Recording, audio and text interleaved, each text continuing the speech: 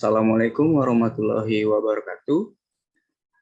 Today I'm going to explain about patterns of participation in classroom discourse. Before we jump into the material, I would like to introduce myself. My name is Erlangga Saputra. Okay, let's jump into the material. It is about pattern of participation in classroom discourse. Various interaction occur in the classroom, for it between teacher and students or below students themselves.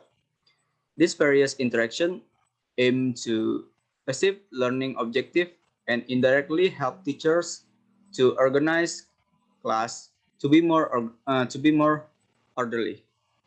There are many types of pattern that occur in the class, but what I will discuss today is IRF. Okay. Now it is about IRF. First is definition of IRF. IRF is one of the participation patterns that often occur in the classroom. It can even be said that this pattern exists in almost every class. Sinclair and Coulthard term it the exchange, the basic unit of interaction based on the frequency of its occurrence in lesson they recorded and analyzed. Now, look at the slide. I stand for initiation, R stand for response, and the last one is F stand for feedback. The first one is initiation. It means the movement of in which teacher initiate an interaction. It is when it is often of the teacher is pushing the student drop their self in a communication or interaction.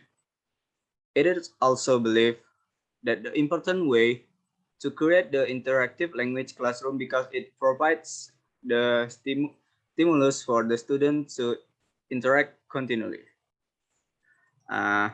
Next is response.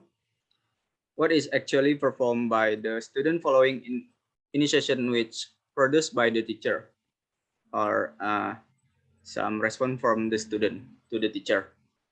The last one is feedback. It means last exchange of turn which aim to give feedback to the students. Student respond, sorry. It means the student get immediately the correction or evaluation for their response from teacher.